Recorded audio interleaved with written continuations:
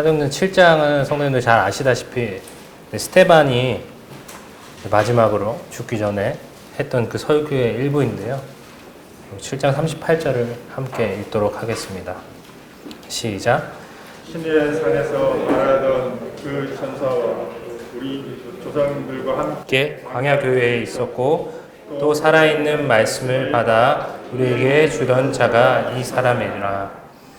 스테반이 이 광야에 있었던 이스라엘에 대해서 광야 교회다 이렇게 이제 설교에서 이야기를 하는데요.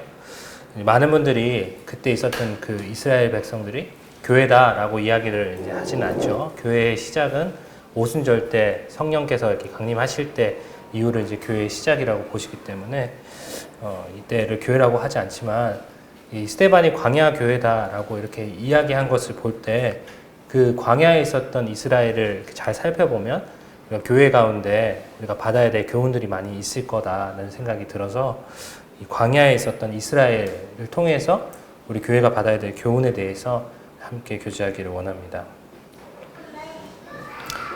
첫 번째로 광야 교회가 탄생하기 전에 위해서는 출애굽이라는 과정이 필요했습니다. 이스라엘 백성이 애굽을 탈출한 사건에 대해서는 이제 많은 분들이 잘 알고 계실 텐데요. 결정적인 사건은 바로 10번째 재앙이었습니다. 10번째 재앙이 뭔지 기억나시나요? 네. 기억이 안 나시면 하나님의 건축반을 다시 들으셔야 되고요. 마지막으로 장자를 치는 사건이 이제 발생이 되는데 이걸 통해서 이제 발생된 절기가 유월절이라는 절기죠. 그래서 내가 장자를 칠 건데 이스라엘 백성들은 문 지방과 설주에다가 이렇게 어린 양을 죽여서 피를 발라놓으면 내가 그것을 보고 그 집은 건너가겠다. 우리 하나님께서 약속하신 것을 보고 그것을 믿고 이 설주에 피를 바른 그 이스라엘 백성들의 집의 장자들만 살려주시는 그런 일이 이제 벌어지게 되죠. 그리고 나서 바로가 완전히 황복을 해서 이제 가라. 제발 좀 가라. 그래서 내가 있는 거 다 줄 테니까 가라. 그래서 애국 사람들이 그들이 가졌던 금은 폐물들을 다 내어주기까지 하면서 이스라엘 백성들을 이렇게 보내는 장면들이 나옵니다. 이 유월절은 우리 예수 그리스도의 구속을 이제 상징하는 중요한 장면인데요. 이것을 통해서 우리가 볼 수 있는 것은 예수 그리스도의 십자가에서 돌아가시고 우리를 위해서 이렇게 돌아가신 것으로 우리는 완전히 이 사단의 권세 가운데 해방이 되었지만 그것이 끝이 아니라는 사실을 우리가 분명히 알 수 있습니다. 홍해를 건너와서 완전히 애굽 나라와 관계가 이제 끊어졌죠. 더 이상 바로가 쫓아오지 못하는 그런 상황 가운데 이제 놓였지만 그것이 끝이 아니었습니다. 그것은 시작이었습니다. 이스라엘 백성들을 하나님께서 애굽 가운데 탈출시키신 목적이 있으셨다는 거죠. 동일하게 우리에게도 구원의 목적이 있습니다. 그래서 이 사건만 보더라도 우리의 구원이 단지 십자가에서 우리의 죄 때문에 예수 그리스도가 돌아가셨기 때문에 우리는 지옥 불못에 빠지지 않고 사단의 권세로부터 해방되었다. 그것이 끝이 아니라는 사실을 분명히 이제 증명하고 있다는 사실이죠. 이 출애굽의 목적이 있었습니다. 출애굽기 3장 7절부터 8절 말씀은 이제 하나님께서 모세를 이스라엘 백성 가운데 보내셔서 이제 바로에게 이스라엘 백성을 놓아주라고 이야기하시는 장면 가운데 나오는 것인데요. 이때 하나님께서 밝히신 출애굽의 목적은 바로 이겁니다. 여호와께서 이르시되 내가 애굽에 있는 내 백성의 고통을 분명히 보고 그들이 그들의 감독자로 말미암아 부르짖음을 듣고 그 근심을 알고 내가 내려가서 그들을 애굽인의 손에서 건져내고 그들을 그 땅에서 인도하여 아름답고 광대한 땅, 젖과 꿀이 흐르는 땅, 곧 가나안 족속, 헷 족속, 아모리 족속, 브리스 족속, 히위 족속, 여부스 족속의 지방에 데려가려 하노라. 그러니까 하나님께서 이 모세를 보내신 이유, 이스라엘 백성을 애굽 땅 가운데 구출해내신 목적은 분명히 애굽에 있는 백성의 고통을 하나님께서 보셨고 그들의 감독자로 말미암아 이스라엘 백성들이 부르짖음을 듣고 그들을 구원하시기 위해서 보내신 목적도 있었습니다. 하지만 좀 더 궁극적인 목적은 그들을 그 땅에서 인도하여서 아름답고 광대한 땅, 젖과 꿀이 흐르는 땅, 바로 가나안 땅이죠. 그 땅에 데려가려 하기 위함이다라고 하나님 말씀하고 계시죠. 출애굽기 19장 5절부터 6절은 하나님께서 이제 이스라엘 백성들을 출애굽 시키시고 광야 가운데 이렇게 데려가십니다. 그 이후에 이스라엘 백성들 모두가 모인 자리에서 내가 너희를 왜 이 애굽 땅 가운데 구출해냈느냐에 대해서 이제 그 목적을 밝히시는 장면인데요. 세계가 다 내게 속하였나니 너희가 내 말을 잘 듣고 내 언약을 지키면 너희는 모든 민족 중에서 내 소유가 되겠고 너희가 내게 대하여 제사장 나라가 되며 거룩한 백성이 되리라. 너는 이 말을 이스라엘 자손에게 전할지니라. 이렇게 말씀하고 계시죠. 하나님이 이스라엘 백성을 애굽 땅 가운데 구출해내신 목적은 바로 이거였습니다. 모든 민족 중에서 내 소유, 나를 왕으로, 나를 주인으로 모시는 그 민족을 내가 만들고 내게 대해서 제사장 나라가 되고 거룩한 백성이 되게 하겠다. 그것이 바로 하나님이 이스라엘 백성을 출애굽시키신 목적이었죠. 우리를 구원하신 목적도 동일하다고 생각이 됩니다. 단지 우리를 니네 너무 불쌍하고 가엾고 이 사탄의 소나기에서 고통하고 신음하는 그 모습을 내가 견딜 수 없어서 너희를 구원하겠다. 분명히 그런 목적도 있으셨지만 좀 더 궁극적인 목적은 바로 하나님의 소유가 되게 하시고 하나님의 제사장 나라 그리고 하나님의 거룩한 백성이 되게 하기 위해서 이 교회를 이 세상 가운데서 불러내셨다는 것이죠. 두 번째 교훈을 보겠습니다. 이 출애굽을 하고 이제 홍해 가운데서 놀라운 기적을 맛본 이스라엘 백성들이 했던 반응은 어떤 건지 기억나십니까? 하나님을 찬양합니다. 하나님 정말 대단하신 분이십니다. 하나님께서 저 애굽의 당시 가장 큰 나라 중에 하나였던 그 애굽의 바로와 그 백성들을 저 홍해 가운데 집어 던지셨습니다. 하나님 놀라우신 분이십니다. 엄청나게 큰 찬양을 이제 하나님 앞에 이제 드리는 것들을 보게 됩니다. 우리도 동일하죠. 우리가 구원받으면 정말 하나님으로 인해서 우리 죄를 위해서 십자가에 돌아가신 크신 은혜 가운데 너무나도 감사하고 하나님을 찬양하게 됩니다. 그런데 이 이스라엘 백성이 그 찬양 이후에 맞이했던 상황은 그들이 생각했던, 그들이 상상했던 그런 모습이 아니었습니다. 바로 그들 앞에 펼쳐진 것은 광야였습니다. 광야는 그들이 할 수 있는 것이 아무것도 없었습니다. 어디로 가야 할지, 무엇을 먹어야 될지, 무엇을 마셔야 될지 아무것도 알 수가 없고 자기 힘으로 할 수가 없는 그런 곳이었습니다. 어떤 사람들 그런 얘기를 하죠. 왜 하나님 믿었는데 내 인생은 점점 꼬이고 점점 괴롭고 점점 힘들기만 할까요? 이런 얘기들을 하거든요. 하나님 믿으면 뭔가 좀 넉넉하게 살 것 같고 하나님 믿으면 좋은 일들이 가득할 것 같고 그런데 삶은 그렇지가 않잖아요. 하나님 믿고 나면 믿지 않는 가족들 가운데 구원받으면 믿지 않는 가족들 때문에 핍박을 당하기도 하고 세상 사람들이 너 좀 뭔가 문제가 있는 것 같다. 어떻게 남자가 술도 못 먹냐? 뭐 그런 얘기들 청년들 듣기도 하고요. 어떻게 뭔가 문제가 있는 거 아니냐? 건강한 남자가 어떻게 여자친구도 안 사귀냐? 뭐 이런 얘기들을 이제 듣기도 한다고 우리 청년들 얘기를 하는데 하나님 믿고 나면 뭔가 품이 있고 뭔가 그럴듯한 사람이 되어야 되는데 오히려 세상 가운데 핍박받고 조롱받고 멸시받는 일들이 가득한 것들을 보게 되는데요. 이스라엘 백성들도 동일했습니다. 그들이 생각했던 것은 저 대단한 하나님이 우리를 구원하셨으니까 이제 우리는 바로 그 애굽에 있을 때보다 훨씬 더 부유하고 더 맛있는 거 먹고 더 행복하게 살 거야 라고 생각했는데 그렇지 않았다는 거죠. 그래서 출애굽기 16장, 17장 이 말씀이 바로 그 찬양한 장면 15장에 나오거든요. 바로 다음에 이스라엘 백성들의 반응입니다. 읽어드릴게요. 이스라엘 자손 온 회중이 그 광야에서 모세와 아론을 원망하여 이스라엘 자손이 그들에게 이르되 우리가 애굽 땅에서 고기 가마 곁에 앉아있던 때와 떡을 배불리 먹던 때에 여호와의 손에 죽었더라면 좋았을 것을 너희가 이 광야로 우리를 인도해내어 이 온 회중이 줄여 죽게 하는도다. 백성이 모세와 다투어 이르되 우리에게 물을 주어 마시게 하라. 모세가 그들에게 이르되 너희가 어찌하여 나와 다투느냐? 너희가 어찌하여 여호와를 시험하느냐? 거기서 백성이 목이 말라 물을 찾음에 그들이 모세에게 대하여 원망하여 이르되 당신이 어찌하여 우리를 애굽에서 인도해 내어서 우리와 우리 자녀와 우리 가축이 목말라 죽게 하느냐. 어찌 보면 너무나 당연한 고백 아닌가요? 광야에 나왔는데 먹을 것이 없어요. 마실 물도 없습니다. 그 이스라엘 백성들이 이렇게 불평을 이제 터뜨리게 되죠. 왜냐하면 그들은 여전히 그 애국 가운데 있었던 그런 가치관들을 가지고 있었어요.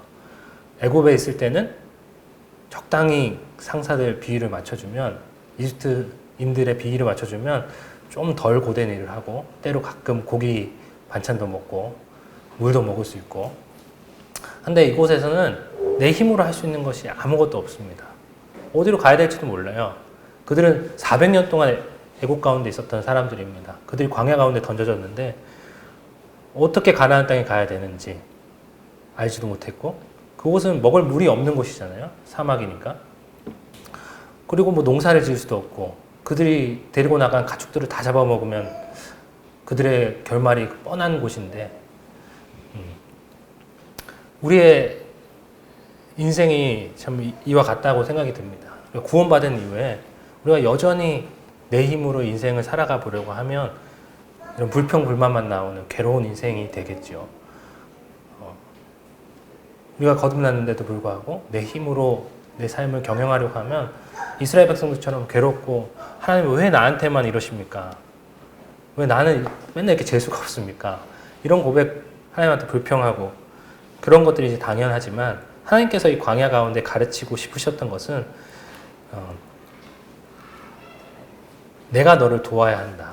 나를 의지해야만 네가 살 수 있다는 것을 가르치신 거죠. 그들은 어디로 가야 될지 몰랐지만 하나님께서 구름 기둥을 예비하셨습니다. 구름이 성막 위에서 떠오를 때는 이스라엘 자손이 그 모든 행진하는 길에 앞으로 나갔고, 구름이 떠오르지 않을 때에는 떠오르는 날까지 나아가지 아니하였으며, 이렇게 나오는데, 그러니까 너무나도 내 힘으로 살려고 하면 답답한 곳이 광야입니다. 어디로 가야 될지도 모르고, 뭘 먹을 것도 없고 마실 것도 없고. 근데 하나님께 맡기면 이보다 더 편한 삶이 없죠. 어떤 분이 그런 얘기를 하시더라고요. 자기는 이스라엘 백성들이 애굽 땅에서 이렇게 불평불만하는 거를 이해할 수가 없다. 나는 열심히 일을 하고 집에 돌아오면 가족을 해서 밥을 차려야 되는데, 광야의 삶이 얼마나 좋냐. 하나님 딱 때 되면은 만나 내려주죠. 거기 만나 주워 먹어. 이렇게 얘기하면 되고, 남편한테. 배고프면 저기 메추라기 잡아먹어. 이렇게 얘기하면 되는데, 얼마나 좋았겠냐. 이런 얘기를 하는데, 하나님만 의지한다면 이 광야 같은 천국이 없죠. 어디로 가야 될지 고민할 필요가 없습니다. 구름 기둥이 가면 따라가고, 구름 기둥이 멈추면 서면 되고, 내 인생에 대해서 계획할 필요도, 걱정할 필요도, 이렇게 살면 내가 잘 안 될 것 같은데, 미래에 대해서 걱정할 필요가 없는 것이죠. 배고프면 하나님한테 하나님 만나 좀 주세요 하면 만나 내려주시고, 하나님 좀 질리는데 오늘 고기 좀 먹으면 안 될까요? 하면 메추라기 보내주시고, 목이 마릅니다 하면 반석에서 물을 내주시고, 하나님만 의지하면 정말 평안하고, 우리 아까 예배 시간에 내 영혼 평안해 평안해 이렇게 찬양했었는데, 너무나도 평안하고 걱정할 것이 없고 염려할 것이 없는 것이 바로 광야입니다. 그래서 우리가 내 힘으로 살려고 하면 너무나도 괴로운 것이 그리스도의 삶이지만, 하나님만 의지하면 너무나도 평안하고 너무나도 행복한 곳이 그리스도의 삶이라는 것을 우리가 알 수 있습니다. 그 CCM 찬양 중에 광야를 지나며 라는 찬양이 있는데, 그 찬양 가사가 참 이 광야의 삶에 대해서 너무나 잘 이렇게 이야기하고 있어서 적어보았는데요. 나를 고독하게, 나를 낮아지게, 세상 어디에도 기댈 곳이 없게 하나님께서 하시는 거예요. 구원받은 성도들은. 그리고 주님만 내 도움이 되시고, 주님 손 놓고는 단 하루도 살 수 없는 곳, 그것이 광야다. 그것이 그리스도의 삶이다. 라고 이 CCM 가수는 이제 고백을 하고 있는데, 참 그렇지 않나 하는 생각이 듭니다. 세 번째로, 이거는 강단에서 이제 여러 번 말씀을 드렸던 얘기인데요. 광야는 바로 하나님 말씀을 듣는 곳입니다. 광야라는 이제 히브리어가 미드바르라는 뜻인데, 미드바르의 동사형이 다바르라고 합니다. 이 다바르는 하나님의 말씀을 청종한다, 이런 뜻인데, 이 광야라는 이름 뜻 자체가 하나님의 말씀을 듣는 곳이라는 것입니다. 그래서 이 일들을 위해 하나님께서 주신 것이 이스라엘 백성들에게 율법을 주시고 성막 짓는 법을 가르치시고, 이제 마지막에 성막을 짓는 장면이 출애굽기에 나오는데요. 이 광야에서는 하나님과 친밀한 관계 가운데 하나님의 말씀을 듣는 곳이 바로 이 광야라는 것입니다. 모세는 출애굽을 한 뒤에 구름 속으로 들어가서 산 위에 올랐으며, 모세가 40일 40야를 산에 있었다, 이렇게 출애굽기 24장 18절에 기록하고 있는데요. 우리가 이제 어떤 수련회 이런 데를 이제 가면 청년 때, 학생 때 이렇게 가보면 3박 4일간 전혀 모르던 그런 학생들과 청년들과 이렇게 교제를 하다 보면 헤어지는 게 너무너무 아쉬운 거예요. 3박 4일 동안 있었던 추억들 때문에. 근데 이 모세는 40일 동안 하나님과 모세 단 둘이서 시간을 보냈습니다. 그러니까 얼마나 더 하나님과 많은 추억들을 쌓을 수 있었을까요? 어제 이제 청년회에서 한 자매가 결혼을 준비하면서 이제 결혼할 형제와 투닥투닥 하면서 시간들을 보내고 있다 이런 얘기들을 했는데 우리 관계가 그렇지 않습니까? 이게 남일 때는 나와 아무 상관이 없는데 이제 결혼을 하고 평생을 살아가야 되면 계속해서 부딪히는 부분이 있고 그것들을 맞춰가고 하는 과정들이 필요하지요. 그렇게 관계가 발전되고 내가 이 사람에 대해서 더 잘 이해하게 되고 그 사람도 나를 잘 이해하게 되고 하는 시간들이 이제 생기잖아요. 그러니까 우리가 하나님과의 관계다, 구원은 하나님과의 관계다 이런 말씀들을 이제 강단에서 많이 했는데 우리가 하나님과의 관계를 발전시키려면 어떻게 해야 될까요? 하나님과 많은 시간을 보내고 하나님께 많이 듣고 하나님께 많이 이야기 드리고 그런 시간들이 바로 강야입니다. 하나님께서 율법을 주시고 특별히 성막을 만들려고 하시는데 성막은 굉장히 큰 의미가 있죠. 내가 너희 가운데 함께 하겠다는 그런 의미잖아요. 근데 이 그리스도인들에게도 하나님께서 동일한 것을 주시죠. 그리스도 예수 안에 있는 생명의 성령의 법이 죄와 사망의 법에서 너를 해방하였습니다. 이렇게 이야기하는데요. 구약 시대에는 율법이 주어졌다면 저에게는 생명의 성령의 법이 주어졌고 구약 시대에 성막이 있었다면 하나님께서는 너희 몸은 너희가 하나님께로부터 받은 바 너희 가운데 계신 성령의 전인 줄을 알지 못하느냐라고 이렇게 이야기하고 계시죠. 그러니까 우리 안에 하나님이 와서 거하고 계신다는 사실입니다. 그리고 우리와 사귐을 가지시고 우리에게 성령을 주셔서 성령을 통해서 우리에게 말씀하시고 우리가 교제하기를 이렇게 원하신다는 것이죠. 로마서 10장 17절은 이렇게 또 말하고 있죠. 그러므로 믿음은 들음에서 나고 들음은 그리스도의 말씀으로 말미암았느니라. 그러니까 우리의 믿음이 자라가야 되는데 믿음이 자라가려면 하나님의 말씀을 들음으로 우리 믿음이 자라갈 수 있다는 거죠. 근데 많은 사람들이 하나님 말씀을 읽고 하나님 말씀을 듣는 것에 시간과 또 마음을 쏟지 않는 것들을 보면서 참 안타까운 마음들이 있습니다. 우리가 참 구원받은 성도라면 이 광야라는 곳에서 이스라엘 백성들이 가졌던 것처럼 하나님과의 친밀한 관계들을 가져가야겠죠. 그러려면 매일같이 시간을 내서 하나님의 말씀을 읽고 하나님의 말씀을 듣고 그 말씀에 순종하는 그런 삶들을 살아갈 때 우리의 믿음이 자라고 하나님과의 관계가 발전될 줄 믿습니다. 제가 이제 청년들한테 이런 질문을 한번 했는데 청년들이 잘 못 맞추시더라고요. 제가 13살 때 이제 구원을 받았습니다. 그리고 제가 성경을 제 스스로 읽기 시작한 시간은 15살이었습니다. 13살부터 15살까지 제 믿음이 성장이 됐을까요? 안 됐을까요?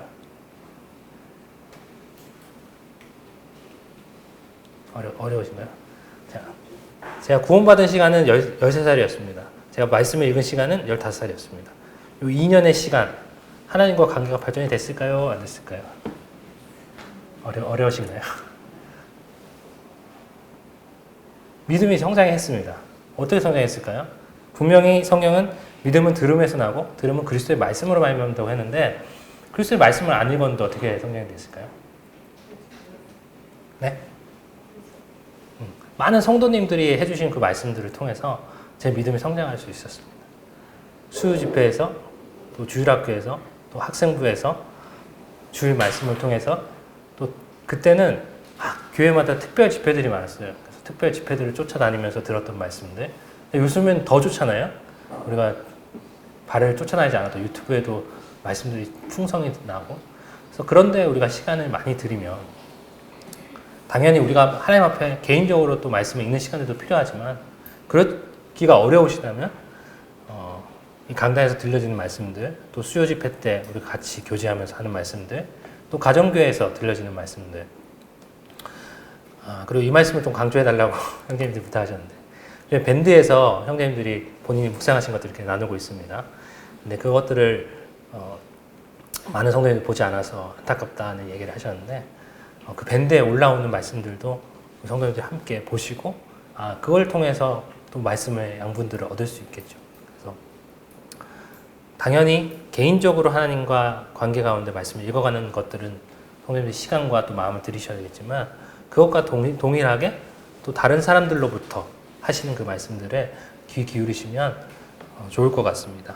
그래서 말씀을 듣는다는 것에 대해서 하나 더 말씀을 드리고 싶은데 말씀을 듣는다는 것이라고 분명히 성경 말하잖아요. 말씀을 읽는다라고 얘기하지 않고 그래서 우리가 성경을 단순하게 읽어나가는 것뿐만 아니라 그 가운데 나에게 하시는 말씀이 무엇인가. 그러니까 이 말씀들이 출애굽기 말씀들이 저희에게 하신 말씀은 아니잖아요. 출애굽기 말씀은 이스라엘 백성들에게 하신 말씀이지만 그 말씀이 동일하게 현재를 살아가고 있는 저희에게도 하나님 말씀하시고 계시다는 사실이죠. 그래서 성경을 읽을 때 나에게 하시는 말씀이 무엇인가를 하나님께 여쭤보고 이렇게 듣는 것들이 우리가 이 시간 가운데 좀 필요한 것이 아닌가 생각이 듭니다. 자, 네 번째는 조금 무거운 얘기일 수 있지만 광야는 하나님 편에 서야 하는 곳이다. 이제 성도님 잘 아시다시피 이 이스라엘 백성들이 이런 불평불만으로 끝나지 않고 모세가 이제 하나님을 만나러 간 사이에 금송아지를 만들어서 그를 경배하기 시작합니다. 그래서 모세가 이 시내산에서 하나님과 교제하고 하나님의 말씀을 듣고 십계명을 받은 그 순간에 하나님이 그런 이야기를 하시죠. 모세는 밑에서 무슨 일이 있었는지 아무 정보도 없었지만 하나님께서 이렇게 말씀하십니다. 그런즉 내가 하는 대로 두라. 내가 그들에게 진노하여 그들을 진멸하고 너를 큰 나라가 되게 하리라. 내가 이스라엘 백성들 이 녀석들이 금송아지를 만들어서 경배하고 그 우상 만들지 말고 그렇게 얘기했는데 우상을 만들었다. 도저히 희망이 없는 이 민족을 내가 다 쓸어버리고 내 말을 청종하는 너 모세를 통해서 내가 새로운 민족을 만들겠다. 이렇게 이제 이야기를 하고 모세가 그 얘기를 듣고 헐레벌떡 이제 내려와서 이 상황을 이제 수습하기 시작하는데 이렇게 얘기합니다. 모세가 딱 진문에 서서 이러니까 가관이죠. 금송아지 앞에서 막 경배하는 모습을 보고 그 사람이 모세가 이제 외치는 말이 누구든지 여호와의 편에 있는 자는 내게로 나오라 하매 레위 자손이 다 모여 모세에게로 가는지라. 모세가 그들에게 이르되 이스라엘의 하나님 여호와께서 이렇게 말씀하시기를 너희는 각각 허리에 칼을 차고 진 이문에서 저 문까지 왕래하며 각 사람이 그 형제를 각 사람이 자기 친구를 각 사람이 자기 이웃을 죽이라 하셨느니라. 레위 자손이 모세의 말대로 행하매 이날의 백성 중에 3,000명 가량이 죽임을 당하니라. 모세가 이르되 각 사람이 자기의 아들과 자기의 형제를 쳤으니 오늘 여호와께 헌신하게 되었느니라. 그가 오늘 너희에게 복을 내리시리라. 우리가 그 제자에 대해서도 교제하면서도 여러 번 얘기 드렸던 얘기지만 내 형제, 내 친구를 미워하지 않으면 내 제자가 되지 못한다. 예수님 그렇게 말씀하셨는데 그 실제적인 장면이 바로 여기 나오죠. 레위 족속들이 내가 여호와의 편에 서겠습니다 하고 모세 편에 딱 섰습니다. 근데 그들에게 주어진 명령은 너무나도 끔찍하고 잔인한 명령이었죠. 그 형제, 친구, 심지어 이웃까지 다 죽여라. 한두 명 죽은 게 아닙니다. 3,000명이나 되는 많은 사람들이 그 가운데 죽임을 당할 정도로 그들이 잔인한 일을 이제 행했는데 그것에 대해서 자기 아들과 자기 형제를 쳤으니 오늘 여호와께 헌신하게 되었다라고 하나님은 말씀하고 계시죠. 그러니까 우리 신앙이 그렇습니다. 그 가족들을 당연히 사랑하고 내 아들을 사랑하고 내 이웃을 사랑하고 내 친구를 사랑해야 됨이 마땅하지만 하나님보다 더 사랑할 수는 없는 거죠. 우리 하나님은 가장 최고의 사랑을 받기를 원하시잖아요. 그러니까 하나님을 사랑하지 못하게 한다면 형제나 친구나 이웃도 미워하라고 성경은 말하고 있지요. 그것이 그리스도인들이 이제 마땅히 행해야 되는 것입니다. 하나님, 당신이 내 인생의 가장 중요한 분입니다. 당신이 내 인생의 전부고 당신 없으면 안 됩니다. 내 가족, 내 친구, 내 이웃, 참 내가 사랑하는 사람들이지만 그 무엇보다 내가 하나님을 사랑합니다. 라는 고백을 하나님이 받아내기를 원하신다는 것이죠. 다섯 번째, 마지막인데요. 마지막으로 광야는 믿음을 드러내야 하는 곳입니다. 이스라엘 백성들은 광야 가운데 많은 가르침들을 받았죠. 하나님의 율법을 받고 모세를 통해서 하나님 어떤 분이신지 실제적으로 경험하고 했는데 드디어 그들이 약속한 땅, 가나안 땅에 들어갈 그 입구에 딱 섰습니다. 그때 이제 12정탐꾼을 보내서 하나님께서 그 땅을 정탐하게 하셨는데 그 뒤에 이제 와서 이제 고백하는 장면이죠. 그래서 이스라엘 자손의 온 회중에게 말해요. 이건 갈렙과 이스라엘이 보고한 내용입니다. 우리가 두루 다니며 정탐한 땅은 심히 아름다운 땅이라. 여호와께서 우리를 기뻐하시면 우리를 그 땅으로 인도하여 들이시고 그 땅을 우리에게 주시리라. 이는 과연 젖과 꿀이 흐르는 땅이니라. 이렇게 이제 갈렙과 여호수아가 이제 고백하는 장면이 나옵니다. 다른 10명의 정탐꾼도 앞에 보고는 똑같습니다.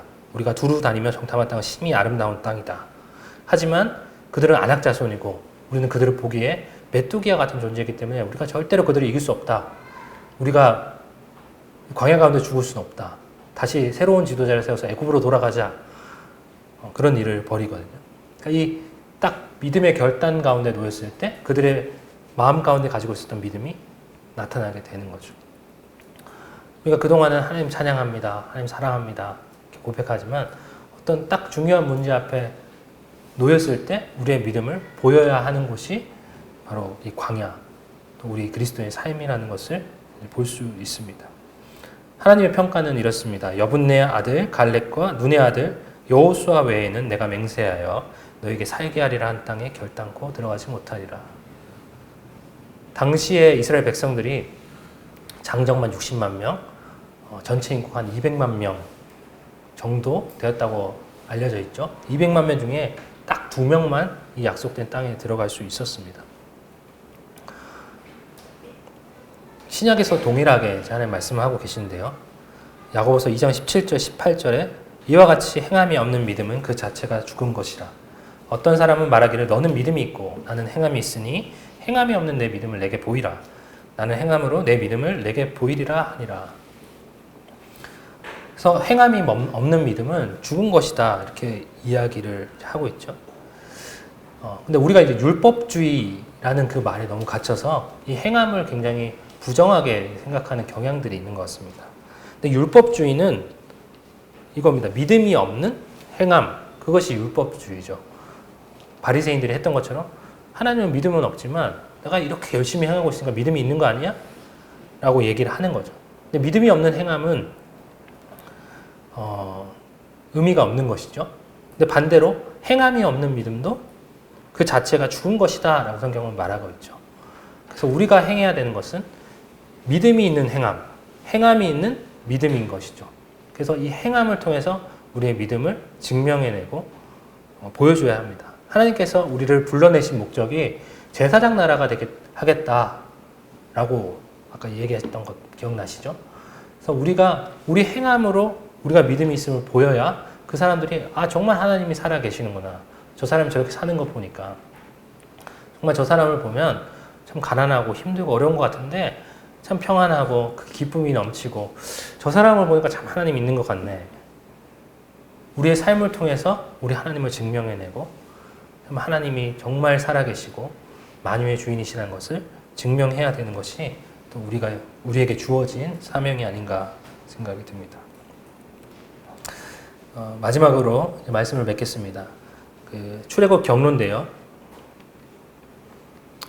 많이 보셨을 텐데 이곳 애굽에서 이렇게 이제 홍해를 건너서 요 아래 시내산으로 와서 이렇게 올라가서 마우스 보이시나요? 여기 가데스 바네아라고 많이 들어보셨죠? 이 가데스 바네아에서 정탐꾼들을 보냅니다. 근데 여기서 이제 못 들어가니까 하나님께서 이렇게 돌리셔가지고 다시 에돔과 모압을 지나서 요단강을 건너서 이렇게 가나안 땅으로 인도하시는 거거든요. 하나님의 계획은 원래 이 시내산 왔다가 이렇게 올라가는 경로였거든요. 광야에서 이스라엘 백성들이 있었던 시간이 얼마인지 기억나십니까? 38년이 좀 정확한데 40년이라고 알려져 있죠. 여기 이집트에서 시내산까지 온 시간이 혹시 얼마인지 아시나요? 1년 반 정도 걸렸다고 합니다. 그럼 요 시내산에서 요 지도가 요거리나 비슷하잖아요. 이렇게 1년만 걸렸으면 가나안 땅 들어가는데 많이 잡아줘도 한 2년이면 충분히 들어갈 수 있습니다. 그래서 이 광야에서 시간은 하나님께서 계획한 시간은 그렇게 길지 않았습니다. 40년, 38년 그렇게 길지 않았습니다. 3년, 4년이면 가나안 땅으로 들여보내려고 하는 계획하고 계셨거든요. 근데 그 나머지 시간들은 왜 하나님께서 보내셨을까요? 요 한 4년여 시간을 빼고 나머지 한 36년의 시간은 요 가데스 바네에서부터 여기서 뱅글뱅글 돌면서 시간을 다 보냅니다. 왜 그러냐면 이 1세대가 다 죽기까지 하나님 기다리신 겁니다. 이 하나님을 신뢰하지 못하는, 믿음을 증명해내지 못하는 그 세대가 다 죽고 다음 세대가 일어났을 때 하나님께서 그 다음 세대 데리고 가나안 땅으로 들어가게 되시는 거죠. 그래서 우리가 이 광야에서 있었던 이스라엘을 통해서 교훈을 받고 이스라엘과 다르게 행동하지 않는다면 동일한 결과를 얻지 않을까 하는 생각이 듭니다. 그래서 하나님께서 이 출애굽기를 통해서 우리를 또 교훈하시고자 하는 것은 반면 교사를 삼으라는 거죠. 이스라엘 백성과 같지 않고 내가 너희를 인도해낸 목적에 맞게 나를 순종하고 내게 듣고 나만 의지하고 내 편에 서고 그런 이 제사장 나라, 내 백성, 내 소유를 찾아내셔서 바로 이 가나안 땅에 들여보내려고 하시는 겁니다. 그래서 우리 삶 가운데 지금 이스라엘 백성들, 스데반이 얘기했던 광야 교회라고 불렸던 이스라엘 백성들을 통해서 교훈을 받아서 하나님 기뻐하시는 그 교회를 이루고 우리 모두가 하나님께서 우리를 인도하시고자 하시는 그 구원의 목적되는 그 땅 가운데 들어가기를 원합니다. 그래서 구원은 이 피 흘림이 있었던 6월절에서 끝이 아니고 거기서 시작해서 가나안 땅에 들어가야 되고 가나안 땅에 들어가서도 거기 있는 그 많은 족속들을 정복하기까지입니다. 그래서 우리가 거듭난 것에 이렇게 멈추지 않고 계속해서 하나님의 구름 기둥이 이끄시는 대로 따라가서 이 가나안 땅을 정복하고 이 젖과 꿀이 흐르는 땅 가운데 하나님께서 주시는 그런 축복들을 만끽하는 성도님들 되시기를 바라겠습니다. 이상으로 말씀 마치겠습니다.